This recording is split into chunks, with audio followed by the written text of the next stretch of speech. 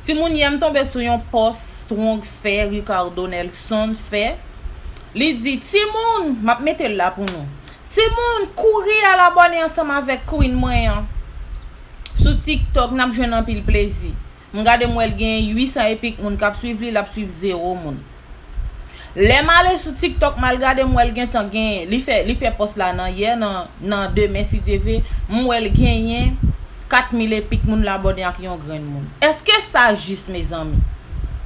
Pour valer support nous ka bay mesdames sa yo, spécialement Jenny ensemble avec Fednael. J'aime connaît mesdames haïtiennes grain même mesdames sa yo. Yo gon l'amour qui aveugle, ouais y a jouer, y a fait zin pour yo. L'amour trop pour yo faire yo pas ouais. Moi même m'pa gen ken fanatique m'reme aveuglement, m'reme tout, m'pa gen problème ak youn. Même m'pa gen youn nan yo m'reme aveuglement parce que yo trop raciste. Yo pas jamais rendre compte ces peuple là k'ap supporter yo, fanatique yo qui fait arriver côté arriver ya. Sur YouTube, n'a ba yo view, m'gade moi strong gen yon page et c'est Alexa qui c'est Jenny Queen gen yon page, yo sur Instagram, yo sur Facebook. Yo tout côté n'a supporter yo. Mon moun yo tellement aveugle, gen yon moun qui commente en bas vidéo, dit depuis c'est pour Jenny koto voye m'prale pour diable. Et ou même Jenny qui sont fait pour moun sa yo. Yo pas dou ba yo kop, mais sou ba yo on grain abonné ou supporter yo.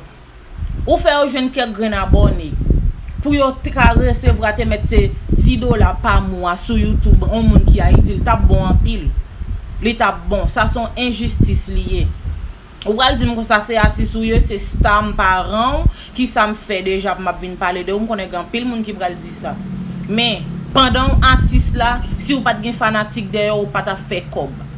On connaît on fin millionnaire ou pral mettre petit tout dans l'autre pays ou gen ou c'est si tout c'est là et puis fanatique yo même rete y a fait pied au blanche, y a fait zin en bas là y a fait zin.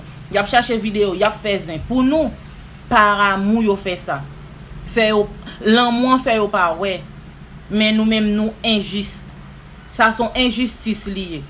Ça fait sous te abonné ensemble avec yon grand monde. Valé abonné y a ba ou strong ensemble avec tout Jenny. Quand yo gen ke ou ap di moun yo courir, ça veut dire moun yo gen obligation ensemble avec ou.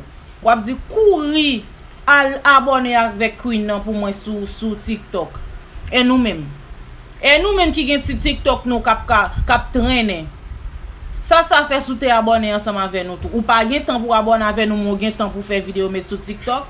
Ou gen temps pour faire pour régler fort pour faire comme mes amis ouvrir yeux nous tout monde qui pral jour yo m'a tande nous mais m'a fait nous apprendre ouvrir yeux nous apprendre grandir à ti malheureux besoin grandir avec nous moun ça ou fin river déjà ouvrir yeux nous